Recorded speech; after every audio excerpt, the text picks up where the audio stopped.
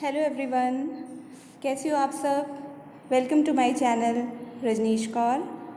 Today we will do chapter number 6 of your class 7 science, physical and chemical changes. इससे पहले कि हम physical और केमिकल चेंजेस के बारे में पढ़ें कि ये क्या होते हैं, चेंजेस की बात कर लें। चेंजेस क्या होते हैं? Okay, what do you mean by changes? तो एवरीडे लाइफ में बहुत सारे चेंजेस हमारी सराउंडिंग्स के हम लोग फील करते हैं, ठीक है। दीज चेंजेस में involve one or more substances. For example, यहाँ पर आपकी एनसीईआरटी बुक में दिया हुआ है कि अगर आपकी मम्मा, ठीक है, आपको शुगर डिज़ोल्व करने को बोलते हैं वाटर में, कोल्ड ड्रिंक बनाने के लिए बोलते हैं, so making a sugar solution is a change. Similarly, setting curd from milk, हम लोग दही जमाते हैं अपने घरों में, तो मिल्क से वो कर्ड की फॉर्म में जो ट्रांसफॉर्म हो जाता है, it is also a change.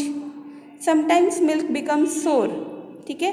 गर्मियों में अगर आप प्रॉपरली बॉयल नहीं करते मिल्क को या उसको फ्रिज में नहीं स्टोर करते तो कभी कभी खट्टापन आ जाता है दूध में। तो what is this? Souring of milk is again a change. Stretched rubber band also represents a change. पहले वो किस तरह से था, हमने उसको स्ट्रेच किया, उसकी शेप चेंज हो गई, it is also a type of change. तो चेंजेस अब आपके दिमाग में क्लियर हो गए कि जब साइज, शेप, कलर, टेक्सचर में बदलाव आ जाए तो that is known as a change. हमें एक नई चीज़ देखने को मिले, है ना।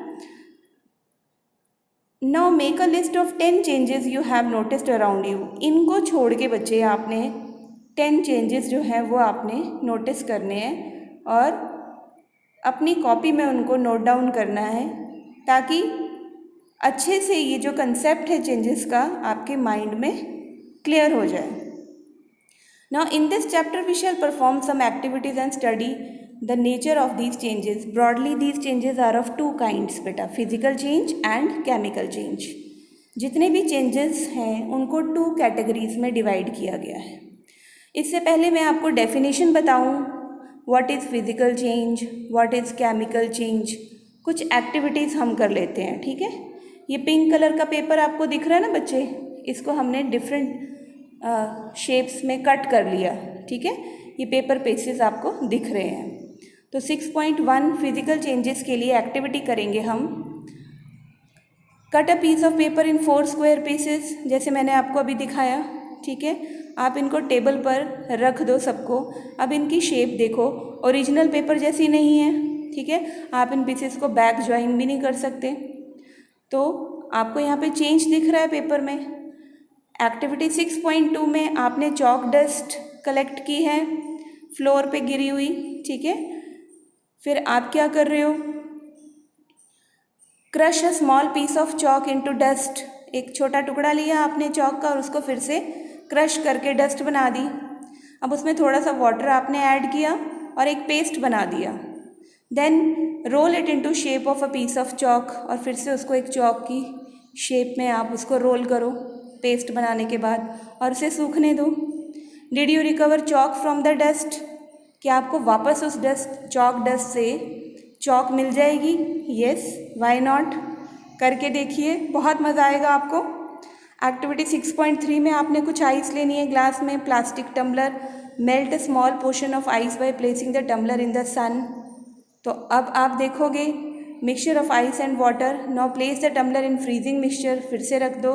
तो does the water become solid ice once again, फिर से हो जाएगा वो सॉलिड में कन्वर्ट, फिर से आप आइस ऑब्टेन करोगे।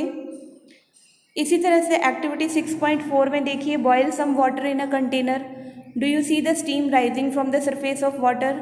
आप भाप देखोगे ना, पानी में अराइज हो रही है ना। बॉईल करोगे जब कंटेनर में पानी को, तो क्या देखोगे आप कि स्टीम निकल रही है उसमें से। Then hold an inverted pan by its handle over the steam. एक दूसरा पैन लेना है, इन्वर्टेड यानी उल्टा करके उसको रख देना है, ठीक है, स्टीम के ऊपर कुछ डिस्टेंस पे बॉइलिंग वाटर से। अब आपने ऑब्जर्व करना है inner surface of the pan. Do you see any droplet of water there? तो ये जब आप मैं आपको डायरेक्टली आंसर बता दूंगी तो कोई मज़ा नहीं आएगा करने का। आप सभी बच्चे 7th क्लास के ये एक्टिविटीज़ अपने घर पे करके देखोगे, बिकॉज इसमें मटेरियल, अपरेटस सब कुछ अवेलेबल है आपके घर में, ठीक है। Science is doing experiments and nothing else. जो ऑब्जर्वेशंस आपको एक्सपेरिमेंट से आती है ना बच्चे, वो डायरेक्ट आंसर बताने से दिमाग में क्लियर नहीं होंगी। जैसे आपने पिछले चैप्टर में मुझे करके दिखाई एसिड बेसिस की एक्टिविटी, है ना, टर्मरिक इंडिकेटर वाली, उसी तरह से ये सारी एक्टिविटीज़ भी आप परफॉर्म करोगे। And be careful while handling a flame, क्योंकि अभी छोटे बच्चे हो तो अपनी मदर की हेल्प ले सकते हो जब आप फ्लेम ऑपरेट करोगे। Now hold a used hacksaw blade. Hacksaw blade क्या होता है बच्चे? हैक का मतलब होता है रफ कट लगाना, ठीक है। तो हम अगर किसी चीज़ को बहुत नीटली कट करना चाहते हैं तो हैक्सॉ ब्लेड यूज़ करते हैं। Why? Because hacksaw blade is capable of cutting very neatly. Okay, तो ये एक ब्लेड है जिससे हम कट करते हैं with a pair of tongues. Okay, keep the tip of the free end of the blade on the gas stove. आपने gas stove के ऊपर फ्री एंड रखना है ब्लेड का। फिर क्या करोगे? Wait for a few minutes, कुछ मिनट्स का वेट करो, रुको ज़रा। Does the colour of the tip of the blade change? अब ऑब्जर्व करो कि क्या जो ब्लेड का टिप है, ठीक है, जो फ्लेम के इन्फ्लुएंस में है, उसका कलर चेंज हुआ? यस, रेडिश कलर हो जाएगा, करके देखना आप। And be careful while handling the flame. Okay, now remove the blade from the flame. अब रिमूव कर दो उसको।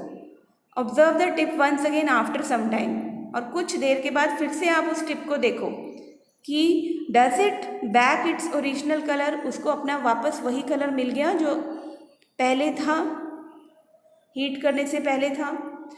नाउ आपने एक्टिविटी 6.1, 6.2 में क्या देखा कि जो पेपर है and a piece of chalk है, इनमें चेंजेस हुए, साइज में चेंजेस हुए, है ना।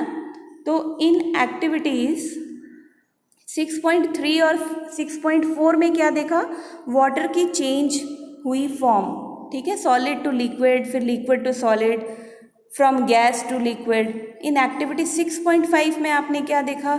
Hacksaw blade changed colour on heating, और after some time again it comes back in original colour.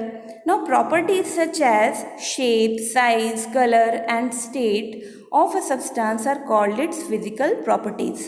This is your first question. What are physical properties? Physical properties क्या होती हैं? फिजिकल का मतलब होता है बेटा अपीयरेंस, है ना। हमें कोई चीज़ कैसे दिखती है, कैसे अपीयर होती है, उसको हम फिजिकल बोलते हैं। अगर उसके कंपोजिशन में, उसके स्ट्रक्चर में कोई चेंज आता है, कोई केमिकल रिएक्शन होता है, तब हम उसको बोलेंगे केमिकल प्रॉपर्टीज़। तो यहाँ पर आपके क्वेश्चन बनता है व्हाट आर फिजिकल प्रॉपर्टीज़? तो answer is properties such as shape, size, colour and state of a substance, they are called its physical properties. Now a change in which a substance undergoes a change in its physical properties is called physical change. वो सारे के सारे changes जिसमें एक substance physical properties में change आए, उसकी कैसी? शेप, साइज, कलर और स्टेट में चेंज आए, तो उसको हम कहते हैं फिजिकल चेंज। ये आपका सेकेंड क्वेश्चन बन गया। Now physical change is generally reversible. This is very important. ये फिजिकल चेंजेस जितने भी होते हैं they are reversible in nature. Okay, in such change no new substance is formed, कोई नया सब्सटेंस नहीं बनता। Let us now consider the other kind of change. अब देखते हैं ज़रा 6.2 केमिकल चेंज क्या होता है। बेटा वो चेंज जिसमें आप एक एग्जाम्पल दूँ मैं आपको, जैसे रस्टिंग ऑफ आयरन। आपने अपने स्कूल के बेंचेस देखे हैं? कई बार आप स्टोर हाउस में चले जाओ तो आपको कुछ ऐसे बेंचेस दिखेंगे जिन पे आयरन का कलर चेंज हो गया है, ठीक है। आप उन पे हाथ लगाओगे तो पाउडरी सब्सटेंस फील करोगे, तो वो क्या है? जंग लगा है आयरन में, सिंपल लैंग्वेज में कहें तो that is rust. And rust is different from iron. If you leave a piece of iron in the open और some time it requires a form of brownish substance होता है ये। This substance is known as rust and the process is known as rusting. So iron gates of park में लगे होते हैं ना iron gets, आपके घरों में भी लगे हुए हैं, स्कूल में लगे होते हैं, और फार्म लैंड्स आयरन बेंचेस हैं, captain lawns and gardens, almost every article of iron kept in the open gets rusted. At home, you must have seen shovels and spades getting rusted when exposed to the atmosphere for some time. In the kitchen, a wet iron pan, तवा रखा हो, often gets rusted. बहुत दिनों से आपने use नहीं किया, ठीक है, तो उसमें क्या रस्टिंग हो जाएगी if left in that state for some time. Now rust is not iron, ये दिमाग में रख लो. It is not similar as iron. Okay, लोहे से different है. It is different from iron on which it gets deposited. Let us consider a few more changes where new substances are formed. Underline कीजिए. अब हम उन changes की बात करेंगे जहाँ पे हमें एक नया substance मिलेगा, जैसे rust मिला, ठीक है, rust is the new one. Now activity 6.6 to be demonstrated by teacher. इसमें आपने precautions क्या लेनी है. It is dangerous to look for a long at the burning magnesium ribbon. बेटा जब हम मैग्नीशियम रिबन को बर्न करते हैं, जलाते हैं लैब में, तो ये बहुत डेंजरस है. The teachers should advise children not to stare at the burning ribbon. क्यों? क्योंकि बर्न करने से जो लाइट निकलेगी ना इसमें से, उससे हमारी आइज़ जो है वो परमानेंट ब्लाइंड भी हो सकती हैं. तो it is very dangerous. Get a small piece of thin strip of ribbon of magnesium. आपने क्या करना है, लगातार नहीं देखना बर्निंग को मैग्नीशियम रिबन की, ठीक है. तो सबसे पहले एक स्मॉल पीस ले लो, थिन स्ट्रिप ले लो, रिबन ले लो मैग्नीशियम का. Clean it tip with sand paper. Sand paper से उसको अच्छे से साफ कर लो टिप को. Bring the tip near the candle flame. Candle flame के पास ले आओ उसे. It Burns with a brilliant white light.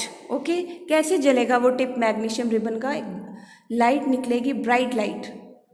When it is completely burned, जब ये अच्छी तरह से जल जाएगा magnesium ribbon, it leaves behind a powdery ash. White colour की पाउडरी ऐश जो है वो अपने पीछे छोड़ जाएगा after burning.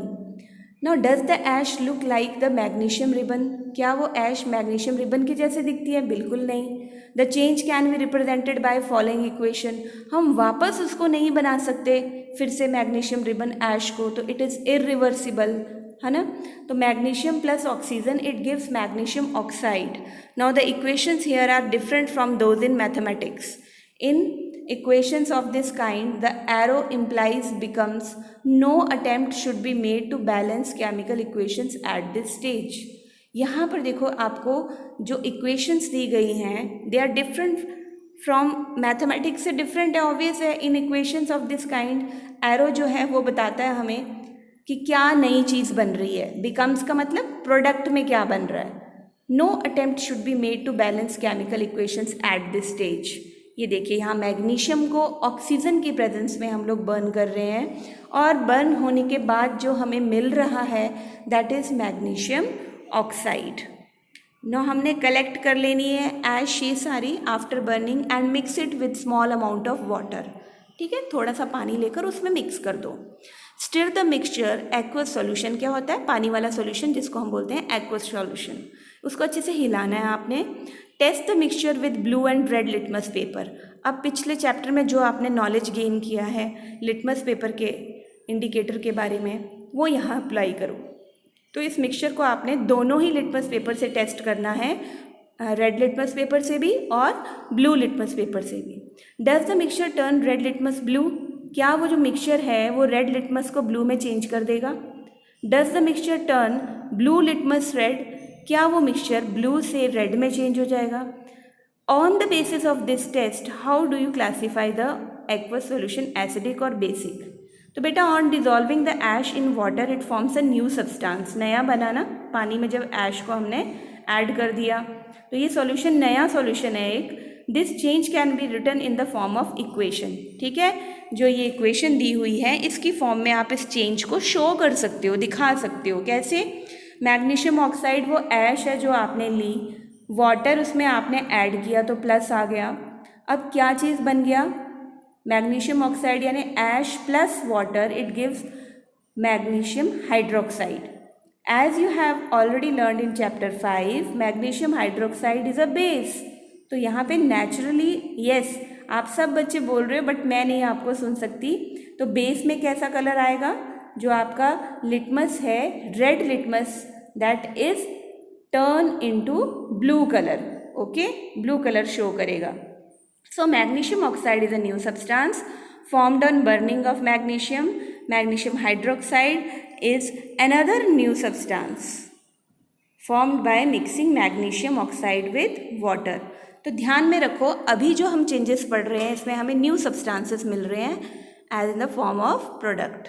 Now activity 6.7, dissolve about a teaspoon of copper sulphate. Copper sulphate को हम बेटा ब्लू विट्रॉयल भी बोलते हैं, नीला थोठा भी बोलते हैं. ठीक है, थोठा क्या लिखा है ये भी इसका नाम है लोकल लैंग्वेज में. ठीक है, तो आपने ब्लू विट्रॉयल याद रखना है इसका, कॉपर सल्फेट का दूसरा नाम.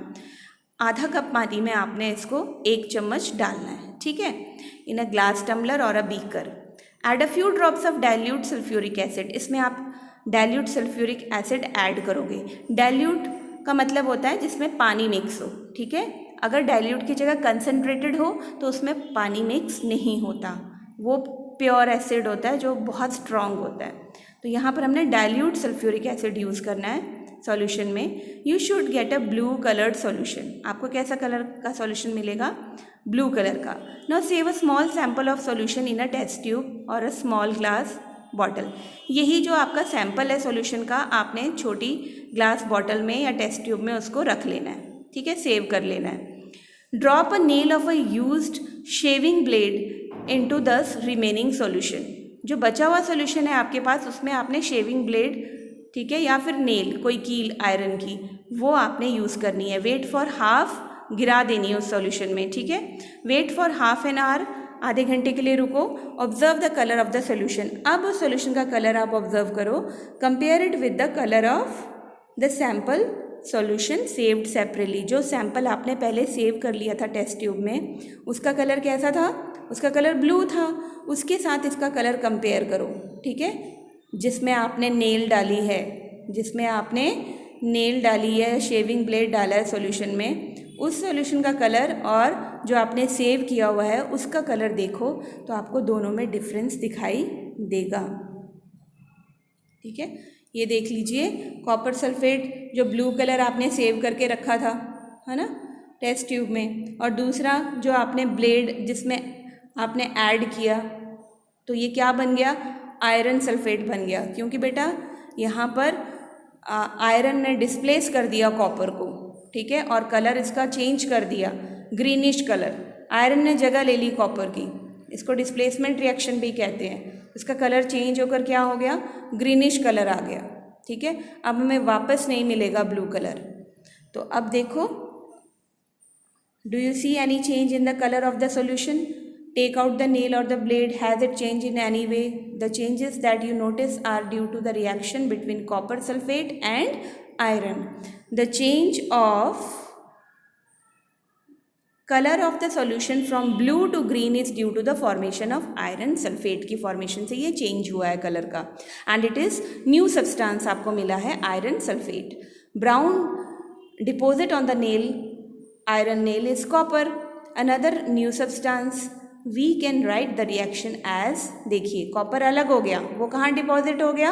वो ब्लेड के ऊपर डिपॉजिट हो गया, ब्राउन कलर का कॉपर. ठीक है, और जो उसका सॉल्यूशन का कलर था वो ग्रीन कलर में चेंज हो गया, बिकॉज कॉपर सल्फेट की जगह हमें आयरन सल्फेट मिल गया. कॉपर तो ब्लेड के ऊपर डिपॉजिट हो गया, तो आयरन सल्फेट का कलर क्या है? ग्रीन कलर है. तो इसको हम अगर इक्वेशन की फॉर्म में लिखना चाहें तो कैसे लिखेंगे? Copper sulphate solution plus iron. ठीक है, कॉपर सल्फेट सोल्यूशन जिसको हम ब्लू विट्रॉयल कहते हैं, उसमें हम अगर हम आयरन ऐड करते हैं, जैसे हमने ब्लेड डाला, नेल डाली, तो हमें क्या मिलेगा? आयरन सल्फेट सोल्यूशन जो ग्रीन कलर का होता है, प्लस कॉपर जो ब्लेड के ऊपर ब्राउनिश सब्सटेंस डिपॉजिट होता है. तो this is very important reaction. इसको अच्छे से समझो, बार बार सुनो. अगर मेरा एक बार बोलना आपको समझ में नहीं आ रहा, फिर से बैक होकर दोबारा रिपीट इसको सुनो. मैंने बहुत ही अच्छे ढंग से बेटा इसको एक्सप्लेन किया है, और ये चीज़ें आपकी 10th में बहुत काम आने वाली हैं. 7th क्लास की साइंस जो है वो 10th क्लास का बेस है. बार बार इस चीज़ को मैं रिपीट कर रही हूँ, बिकॉज मैं 10th को भी इसी टाइम टीच कर रही हूँ, तो मुझे पता है कि इन चैप्टर्स का क्या लिंक है उनके साथ. तो कोई भी चीज़ आप अनइम्पॉर्टेंट या लूज समझ के स्किप नहीं करना बच्चे, ओके, नहीं तो 10th में आपको मेरी बहुत याद आएगी। Activity 6.8 takes about teaspoon of vinegar, सिरका लेना है एक टेस्ट ट्यूब में 1 चम्मच। Add a pinch of baking soda उसमें ऐड कर देना है। एसिड में आपने क्या ऐड कर दिया, base. You would hear a hissing sound, आपको आवाज़ सुनाई देगी। हिसिंग साउंड क्या होती है, जैसे सांप की होती है ना वैसी। And see bubbles of a gas coming out, आपको किसी गैस के बबल्स भी दिखाई देंगे। कब बेटा, जब आप विनेगर में बेकिंग सोडा को ऐड करोगे, okay. Then pass this gas through freshly prepared lime water as shown in figure 6.5। आपने इस गैस को फ्रेशली प्रिपेयर्ड लाइम वाटर, ठीक है, उसमें आपने इसको पास करना है, जो बबल्स वाली गैस है। तो what happens to the lime water, क्या होगा लाइम वाटर को, the change in the test tube is as follows. Vinegar जिसमें एसिडिक एसिड है, उसमें आपने बेकिंग सोडा डाला, ठीक है, जिसका केमिकल फॉर्मूला याद करना है सभी बच्चों ने बेकिंग सोडा का। ये 10th क्लास में बोर्ड एग्जाम्स में पूछा जाता है आपसे, तो 7th में भी इसको बिल्कुल नहीं छोड़ना, मैं अभी एग्जाम में ज़रूर डालूंगी। बेकिंग सोडा क्या होता है बच्चे, सोडियम हाइड्रोजन कार्बोनेट। तो अगर आपको नाम आए what is the chemical name of baking soda, so chemical name of baking soda is sodium hydrogen carbonate, okay. इसको नोट कर लो, अंडरलाइन कर लो, ठीक है। विनेगर में एसिडिक एसिड होता है, ये आपको लर्न होना चाहिए, लास्ट चैप्टर में आपने लर्न किया है। तो हमें न्यू प्रोडक्ट सब्सटेंस क्या दे रहा है, ये carbon dioxide plus other substances. जो बबल्स हमने जिसकी बात की थी ना गैस की, तो कौन सी गैस निकल रही है, carbon dioxide. The reaction between carbon dioxide and lime water is as follows. अब जब हम इस कार्बन डाइऑक्साइड को लाइम वाटर में पास करेंगे, यस, ये आपने छोटी क्लासेस में पढ़ा है, it changes into milky substance, okay. Carbon dioxide plus lime water, देखो सेटअप में 6.5 में जब हमने कार्बन डाइऑक्साइड को लाइम वाटर में पास किया, ठीक है, फर्स्ट टेस्ट ट्यूब में रिएक्शन हो रहा है विनेगर और बेकिंग सोडा का, हिसिंग साउंड प्रोड्यूस हो रही है और CO2 के बबल्स निकल रहे हैं गैस के, उनको हमने पास किया दूसरी टेस्ट ट्यूब में जिसमें हमने फ्रेशली प्रिपेयर्ड लाइम वाटर डाला है। तो हमारे पास क्या बनेगा बच्चे, कैल्शियम कार्बोनेट। लाइम वाटर का फॉर्मूला भी आप याद करोगे, CaOH2। ये सभी की सभी चीज़ें मैं MCQs में डालने वाली हूँ 1 मार्क्स क्वेश्चन में। What is the formula of lime water, what is the formula of calcium carbonate, you have to learn these reactions also and chemical formulas also. When carbon dioxide is passed through lime water बच्चे, calcium carbonate is formed which makes lime water milky, okay? ये lime water को milky substance में change कर देती है और ये milky substance क्या है, this is calcium carbonate, CaCO3, okay? Now the turning of lime water into milky is a standard test of carbon dioxide. इससे हमें ये प्रूव हो जाता है, ये स्टैंडर्ड टेस्ट है किसका, कार्बन डाइऑक्साइड का, presence of carbon dioxide show करने का कि lime water contains carbon dioxide. You will use it in chapter 10 to show that air we breathe out is rich in carbon dioxide. इसमें हम क्या लेंगे, लाइम वाटर लेंगे, जो हम रिलीज़ करते हैं CO2 अपने माउथ से, वो ब्रीद आउट करेंगे और देखेंगे कि लाइम वाटर मिल्की टर्न हो गया, वहाँ पर कैल्शियम कार्बोनेट बन गया। तो इसका मतलब हम जो गैस रिलीज़ कर रहे हैं that is definitely carbon dioxide, okay. Now in activity 6.6, 6.8 you saw that in each change one or more new substance were formed. In activity 6.6 आपने देखा कैसे ऐश जो नया सब्सटेंस था मैग्नीशियम से बर्न होकर बना था। इन एक्टिविटी 6.7 में आपने देखा कॉपर सल्फेट आयरन के साथ रिएक्ट होकर आयरन सल्फेट और कॉपर दे रहा है हमें। Both of these are new substances.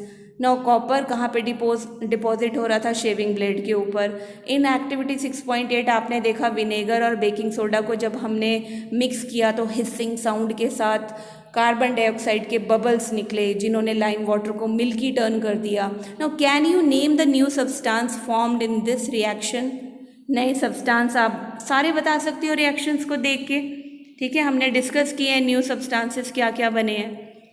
तो here comes your definition. What is chemical change? Simply a change in which one or more new substances are formed, they are called chemical change. Okay, a chemical change is also called a chemical reaction and it is irreversible. ये मैं आपको add करवाना चाहूँगी यहाँ पे, क्योंकि यहाँ पे आपको इनिशियल सब्सटेंस कभी नहीं मिलने वाला, न्यू सब्सटेंस इज फॉर्म्ड। जबकि फिजिकल रिएक्शन में फिजिकल रिएक्शंस आर रिवर्सिबल, उसमें हमें वापस आइस मेल्ट होके वाटर फ्रीज होके आइस वही स्टेट मिल जा रही थी। ओके, तो remember it. Now, chemical changes are very important in our lives.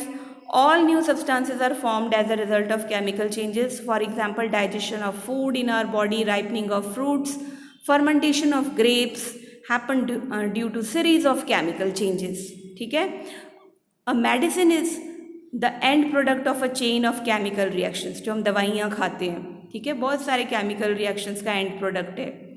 Useful new materials जैसे हमें प्लास्टिक, डिटर्जेंट्स और भी बहुत सारी चीज़ें बच्चे हमारे डेली लाइफ में काम आने वाली, वो हमें केमिकल रिएक्शंस के प्रोडक्ट से ही मिली हैं।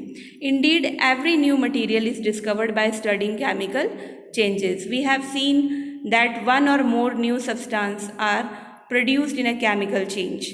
In addition to new products, the following may accompany a chemical change. For example, first देखिए heat, light or any other radiation.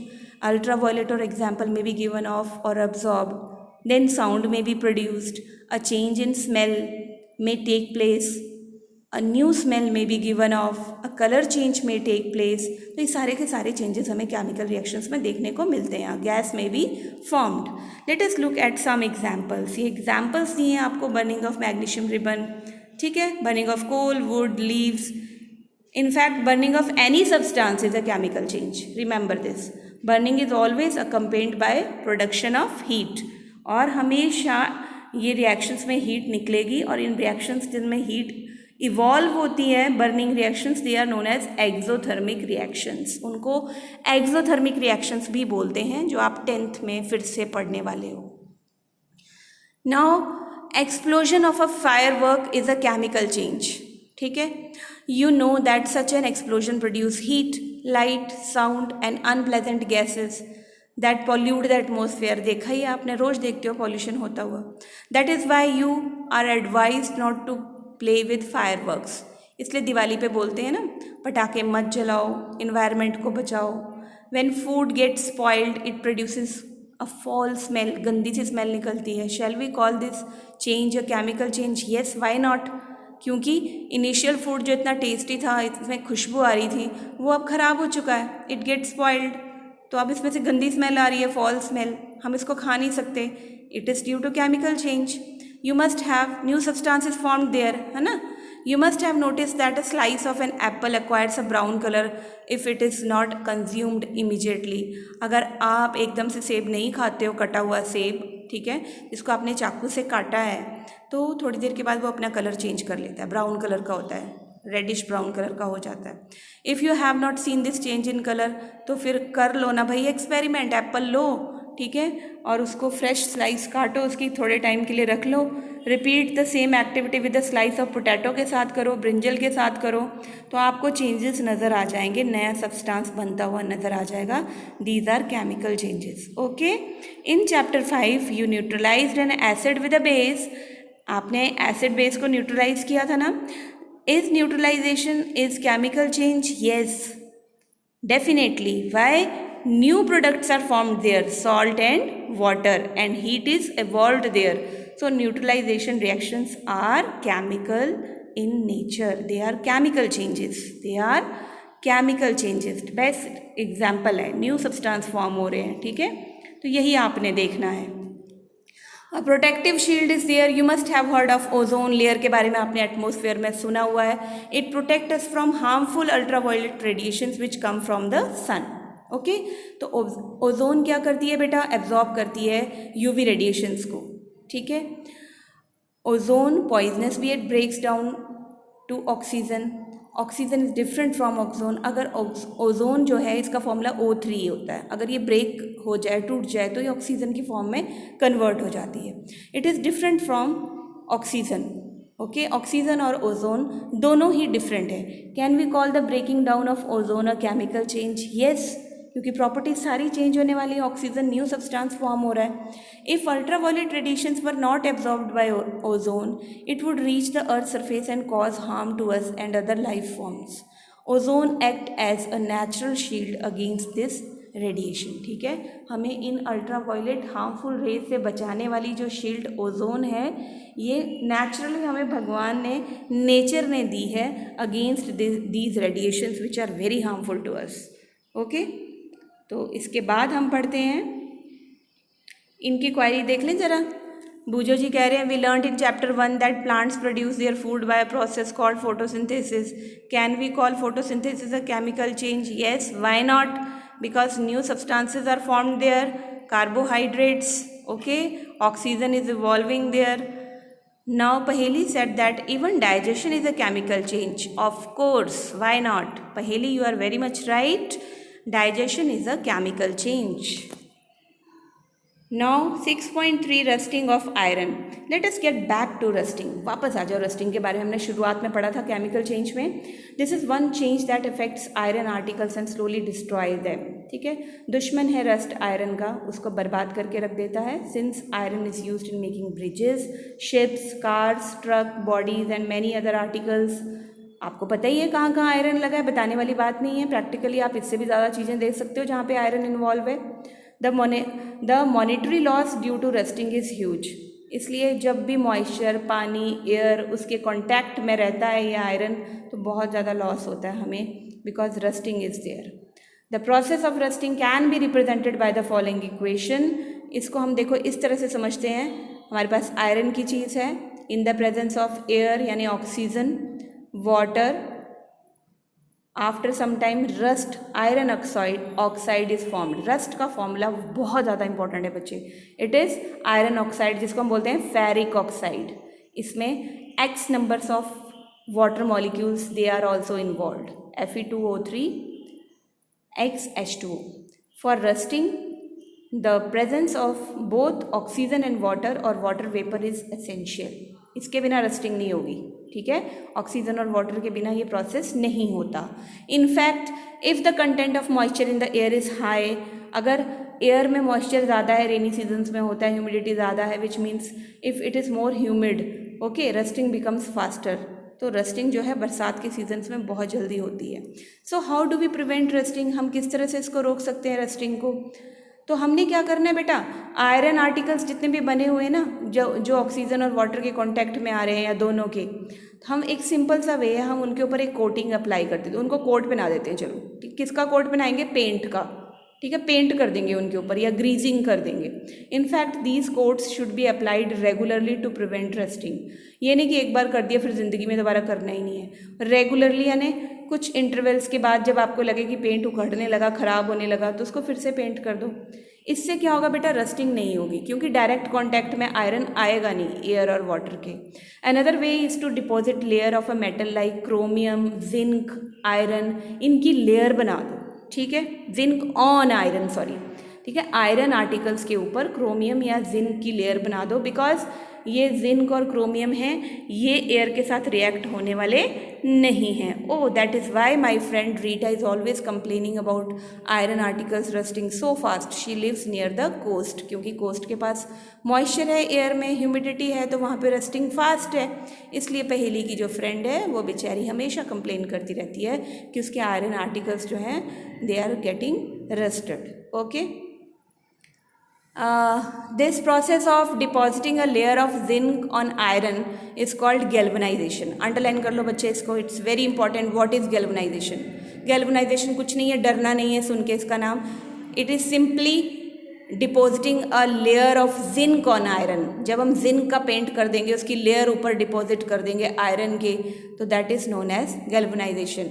The iron pipes we use in our homes to carry water are galvanized to prevent rusting. This is the best example of your homes, कि जो water pipes हैं उनको galvanised किया जाता है ताकि rusting ना हो. You know that ships are made of iron and a part of them remains under water, है ना। शिप्स आयरन से बनी होती हैं और एक पार्ट तो उनका हमेशा ही पानी में रहता है। On the part above water also water drops keep clinging to the ships outer surface. Moreover the water of the sea contains many salts, बहुत सारे सॉल्ट्स होते हैं सी वाटर में, पता है आपको सॉल्टी वाटर में। The salt water makes the process of rust formation faster, ठीक है। Therefore ships suffer a lot of damage from rusting in spite of being painted, okay. इसलिए शिप्स को अगर पेंट भी कर दिया जाए ना बेटा, तो वो जो सॉल्ट है ना वो बहुत ख़राब है जो पानी में है, वो रस्टिंग के प्रोसेस को फास्ट कर देते हैं। यहाँ देखो ब्रैकेट में बहुत इंपॉर्टेंट चीज़ लिखी हुई है, इसको आपने कॉपी पे भी नोट डाउन करना है और इसको आपने अपने दिमाग में भी हमेशा के लिए परमानेंट फिक्स कर लेना है। क्या कि हमारे घरों में जितना भी बर्तन है ना स्टेनलेस स्टील के, वो बने कैसे हैं, ओके। कॉम्पिटिटिव एग्जाम्स में ये क्वेश्चन बहुत बार रिपीट होता है। They are made by mixing iron with carbon and metals like chromium, nickel, manganese, ठीक है। एक तो उनमें क्या होता है, आयरन तो होता है, उसको किसके साथ मिक्स किया गया होता है, कार्बन के साथ, और दूसरे मेटल्स जिनका नाम है क्रोमियम, निकल, मैंगनीज, ठीक है। क्यों? क्योंकि इनमें जंग नहीं लगता, इट डज नॉट रस्ट, इस मिक्सचर में जंग नहीं लगता, और इस मिक्सचर को हम नाम दे देते हैं स्टेनलेस स्टील का, जिसके मोस्टली यूटेंसिल्स होते हैं हमारे घरों में। So much so that a fraction of ship's iron has to be replaced every year. Can you imagine the monetary loss to the world? अब देखो आप, शिप्स आयरन कितना लॉस होता है पूरी दुनिया को, है ना, पैसे का कितना लॉस है इसमें, मनी का लॉस है। Now next topic is very important, 6.4, crystallization. What do you mean by crystallization? In class 6th you have learnt that salt can be obtained by the evaporation of sea water. पढ़ा है ना आपने, याद करो 6th class की, हमें salt कैसे मिलता है, सी वाटर को जब हम इवेपोरेट करते हैं, है ना। The salt obtained in this manner is not pure, वो प्योर नहीं होता सॉल्ट, तो हम क्या करते हैं, the shape of its crystal cannot be seen clearly. However large crystals of pure substances can be formed from their solutions, ठीक है। दूसरे सब्सटेंस भी कई हैं ऐसे सॉल्यूशंस जिनके हम क्रिस्टल्स के रूप में हम उनको देख सकते हैं। This process is called crystallization, ठीक है। सॉल्ट भी हमें क्रिस्टल्स के रूप में मिलता है। इसके अलावा भी बहुत सारे सॉल्यूशंस हैं ऐसे जिनकी क्रिस्टल्स की फॉर्म में होते हैं, जैसे copper sulphate crystals. It is an example of a physical change. क्यों? क्योंकि इन क्रिस्टल्स को वापस हम दूसरी, इनके अंदर का जो पानी है अगर उसको निकाल दिया जाए तो हम दोबारा इसको दूसरी चीज़ में देख सकते हैं। और फिर देखो ज़रा एक्टिविटी 6.9 में कैसे किया हमने। इसके लिए प्रिकॉशंस है बेटा, use only dilute sulphuric acid. मैंने पहले भी बताया था dilute sulphuric acid is easy to use, less risky use word करते हैं, less harmful than concentrated sulphuric acid. Now be careful while boiling water, okay. Take a cup full of water. अब देखो यहाँ पे हम क्रिस्टल बनाना सीख रहे हैं, this is very important, lab में करते हैं ये जब आप स्कूल में होते हो। Take a cup full of water in a beaker, add a few drops of dilute sulphuric acid, now heat the water. क्या किया आपने, बीकर में पानी लिया, सल्फ्यूरिक एसिड डाला उसमें और उसको हीट कर दिया।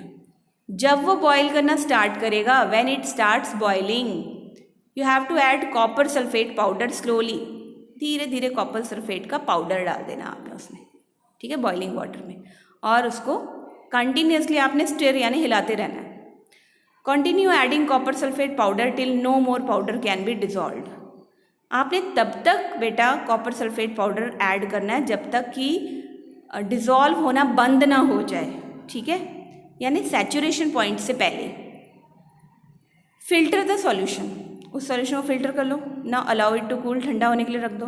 Do not disturb the solution when it is cooling, उसको बिल्कुल नहीं हिलाना आपने, आपके क्रिस्टल्स उतने ही अच्छे बनेंगे। जब वो कूल हो रहा है तो उसको बार बार हिलाकर नहीं देखना। Look at the solution of copper sulphate, look at the solution after some time, sorry, कुछ देर के बाद आपने सॉल्यूशन को देखो। Can you see the crystals of copper sulphate? If not wait for some more time, अगर आपको नहीं दिख रहे तो थोड़ा और इंतज़ार कर लो, ठीक है। देखो ये किस तरह से क्रिस्टल्स बनते हैं इसके, crystals of copper sulphate. Now you have learned about physical and chemical changes. Try to identify changes that you observe around you. as physical or chemical changes. Now keywords are here: chemical change, crystallization; physical change, chemical reaction, galvanization, rusting. We have discussed all the words in the chapter. What you have learned, एक बार इसको आपने read कर लेना है. रिकैप्चुलेशन is this. अच्छा बेटा, ये chapter तो हो गया अब ख़त्म, ठीक है. इस चैप्टर को मैं एक एडवाइस दूंगी, आप इस वीडियो को एक बार नहीं देखोगे, 2 बार नहीं देखोगे, बार बार देखोगे. इसमें बहुत सारी ऐसी टर्म्स हैं जो आप फर्दर आगे चलकर नई क्लासेस में आपको काम आने वाली है, ठीक है. I hope you enjoyed a lot. Read the lesson, listen the video again and again. And next video में मैं आपको NCERT सॉल्यूशंस लेकर आऊँगी इसी चैप्टर के. Share my video as much as you can. Subscribe the channel. Okay, thank you. Have a nice day.